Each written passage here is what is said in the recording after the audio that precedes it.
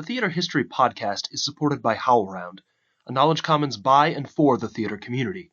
It's available on iTunes and howlround.com. Hi, and welcome to the Theater History Podcast. I'm Mike Leager. One of the best ways to encounter and better understand theatrical history is to visit the Performing Arts Collection at the Harry Ransom Center at the University of Texas at Austin. It's full of treasures, such as the papers of playwrights Tennessee Williams, Lillian Hellman, and Tom Stoppard. Today we're joined by Dr. Eric Colleary, who's the Cline Curator of Theater and Performing Arts at the Center. Eric, thank you so much for joining us. It's great to be here. Thanks so much for inviting me. Can you tell us more about the Performing Arts Collection? What are some of your most popular holdings? Yeah, so the Ransom Center is among the leading humanities research libraries and museums in the world. We're based at the University of Texas at Austin. In the 1950s, an English professor named Harry Ransom had this vision of creating a major international library modeled off of the Bibliothèque Nationale in Paris. But by then, a lot of the important historical collections had already made their way to other libraries. And so Ransom and his team were having to develop a new strategy of approaching living artists and writers and asking them for their papers. And this was something actually that was really different at the time. Most libraries didn't do this. They had to wait until a person had died and sort of a significant period of time passed to ensure posterity would continue to find this person's work sort of notable. And so in those early years, we were able to get the archives of playwrights like Arthur Miller and Tennessee Williams, Lillian Hellman, Maxwell Anderson. We have designers like Norman Bell Geddes, composers and librettists like Julie Stein and Jerome Weidman. And we also collected to the research interests of faculty here on campus at the time, which is how we got really great collections of George Bernard Shaw and Samuel Beckett. So one of the early performing arts curators also had a penchant for Sarah Bernhardt, and so she's very well represented in the collections too. So things come in different ways. Over the years, we've been able to add to the strengths, particularly in American and British theater. So we got the archives of Adrian Kennedy, Tom Stoppard, like you mentioned, David Hare, John Osborne, Joan Littlewood, Sam Shepard, David Mamet, Stella Adler, Harry Houdini, so many great archives, and we continue to grow. So this year we announced the acquisitions of papers of the husband and wife actors Eli Wallach and Ann Jackson. They're incredible method actors of stage and screen. They worked a lot in the original productions of Tennessee Williams, and also Arthur Miller. And then in April we announced the arrival of the papers of Peter O'Toole, which documents the incredible 60-year career of one of the greatest actors of his generation. So, on top of all of this, we have just great general collections too. We have important early book holdings dating back to the 15th century. We've got broad collections generally on sort of prints and visual materials relating to everything from circus and magic to vaudeville, opera, scene design, costume design, pantomime, puppetry, all that kind of stuff. So artists and scholars generally, they come from all over the world to see these collections, and the projects are really diverse. So some of these people are mounting productions, and they want to see how a play developed in writing and in original productions.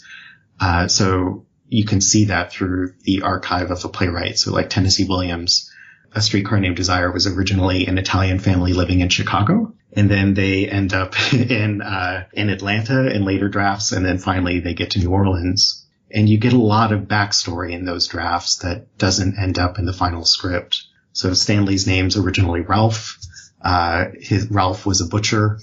Throughout the different drafts, the character changes in so many different ways, and the stories change in so many different ways. But you almost always in those drafts, the character initially comes in on stage carrying this bloody package of meat. So even after he stops being a butcher, he's still carrying this bloody package of meat. And when you see that through the drafts, you get a sense that Williams was really trying to emphasize something about sort of carnality and flesh and destruction. And that can really help you if you're developing a production or if you're trying to understand this play better. Going back through those drafts are really helpful. So we do get a lot of people who are using the collections for productions. I hope we can get more. There's folks who are coming here to look because they're writing biographies. They're doing sort of traditional academic projects. There's artists who are looking for creative inspiration for projects that they're working on themselves. Then you also have sort of just the generally curious who just want to come and look at really interesting stuff. We had about 6,000 research visits last year and about 50,000 people that came to our exhibition gallery. So it's really important to us that this stuff's successful. Well, and can I ask about your role as a curator? I mean, what do you do both with regards to researchers and with regards to what's in the holdings of the center itself? Yeah, so it's a big job. I'm responsible for overseeing the theater and performing arts collections here, which means a lot of things. I oversee the growth of the collections by building relationships with artists in the field. I strengthen the relationship that we have with artists and writers whose papers are already here. I set priorities for our conservation, cataloging, and digitization departments. So the things that need to, some of the stuff is hundreds of years old, so it needs to be repaired. There are a lot of collections that are cataloged here, but they're only cataloged in our card catalog on site, which we stopped adding to in the late 90s. But just getting that stuff into digital finding aids takes a lot of time. And so setting priorities for that is a big part of my job. With collections this size, and there's so much material here, I often meet with researchers to help them navigate our holdings and make sure that they're finding the kinds of material that they need for their work. And I also try to find new ways of reaching out to the general public, people who may not come here and set up a research account and, sit in the reading room and go through the papers themselves. I try to find other ways of being able to make the collections accessible to them. So that's through our digital collections, social media. I develop exhibits here in our galleries. And I also work with museums and libraries all around the world to loan out some of our items so that they can be interpreted in other ways. So, and on top of all of that, I'm also still sort of charged with being an active performance scholar and practitioner. And so I keep that up when I'm able to. So yeah, a lot of different hats in this job. Can I just ask, do you have any particular favorite items, ones that you keep coming back to or just can't stop thinking about? Oh my gosh, there's so many. One of my favorite sort of campy items in the collections in the Julie Stein papers, shortly after Gypsy, Ethel Merman went to Italy on vacation and sent Julie Stein a postcard of the statue of David on one side, and on the back she just writes, "How do you like them egg rolls, Mr. Goldstone?" And sort of cheeky, lovely sort of piece of theater history. We have everything from T.S. Eliot's prompt book for Murder in the Cathedral. We have David Garrick's travel diary. All of this incredible stuff that is unique. It doesn't exist anywhere else. I sort of anthropomorphize the collections too, so I feel like if they don't get visited often, then they get sad. So I spend a lot of time in the stacks just going through boxes and looking at what's there. And there's so many stories that haven't been told. They're waiting for people to come and look at them. Can I ask about performing arts archives more broadly, either at the Harry Ransom Center or at other archives in general? What's different about having to chronicle and archive the remains of a performance? Yeah, there's this sort of perception that performance is difficult to capture in an archive. And I would sort of argue that maybe it's not any more difficult than any other experience. That performance, when you're reading a book, you can never fully capture that moment of your first encounter with the story any more than you can capture, you're sitting in an audience watching a production. But you can, in many, many different ways, you can capture the development of how that story came to be and how it was presented. And so in many ways, what makes performing arts archives so different than literary archives or sort of general history archives is that is sort of the diversity of the material that you find, which is really broad. We have everything in performing arts archives, you name it. A literary archive of a writer like Evelyn Waugh, for example, it's usually paper-based materials like books or paper or some photographs. But performance archives not only include all of that, but they have designs in film and sound recordings, artworks, set models, costumes, props, broadsides, posters, puppets. I mean, we've got really any sort of format. We have just here in the collections everything from a full tweed suit of George Bernard Shaw. We have one of John Philip Sousa's conducting batons, Harry Houdini's ball and chain. Really any kind of format of material, you'll find that in a performing arts archive. And that's really one of the things that makes it so exciting. It's a little bit of a challenge sometimes in terms of conservation and storage, just because you're dealing with plastics and rubbers and glue and, all that kind of thing. But really it's remarkable. And any major archive, and you'll find them really in any major city will have some sort of a performing arts archive, usually at a university or the local libraries or historical society. They will have some collection of performing arts probably. And it's worth checking out. Now, speaking of archives, you're also the co-chair of the American Theater Archive Project.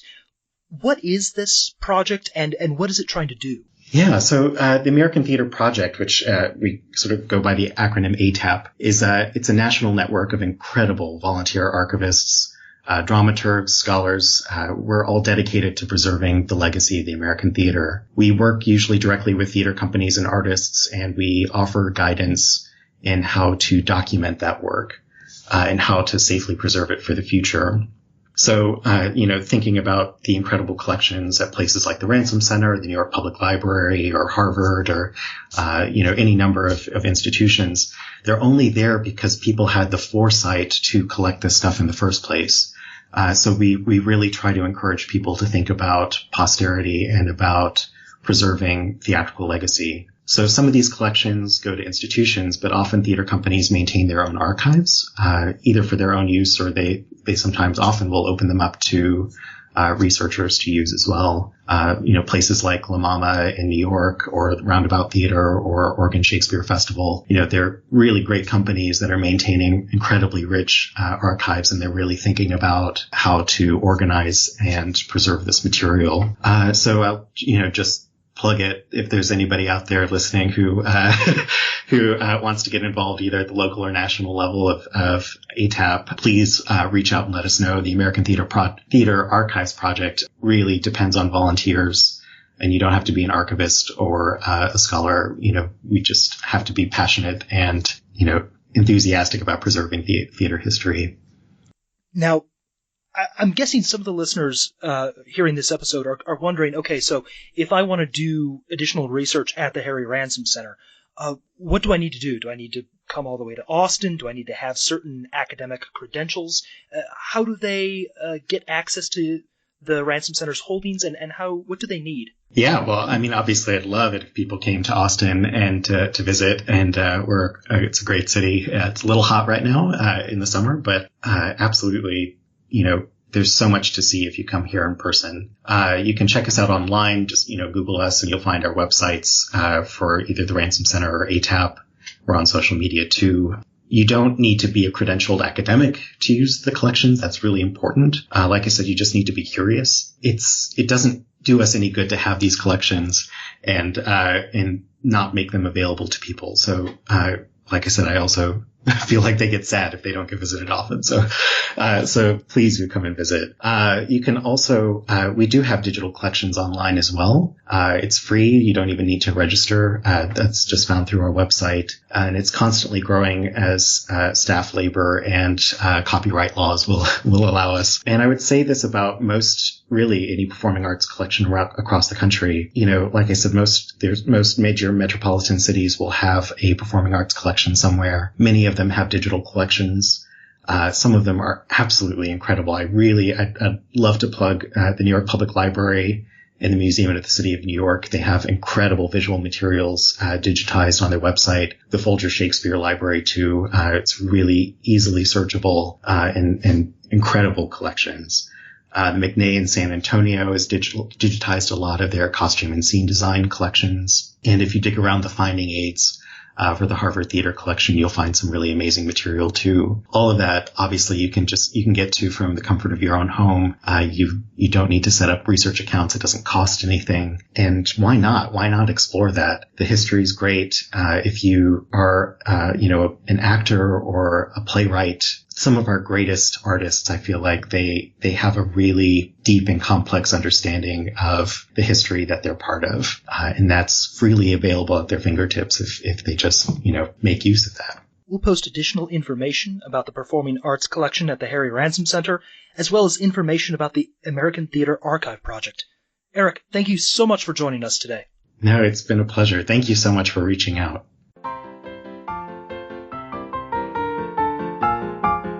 If you'd like to continue today's conversation, please visit howlround.com and follow HowlRound and @TheaterHistory on Twitter and Facebook. You can also visit our website at theaterhistorypodcast.net, where you can find links to all of our episodes. And you can email your questions and comments about the show to theaterhistory@theaterhistorypodcast.net. A big thank you to the staff at HowlRound who make this show possible. Our theme music is The Black Crook Gallop, which comes to us courtesy of the New York Public Library Libretto Project and Adam Roberts. Thanks as well to Tip Kress, who designed our logo. And finally, thank you for listening.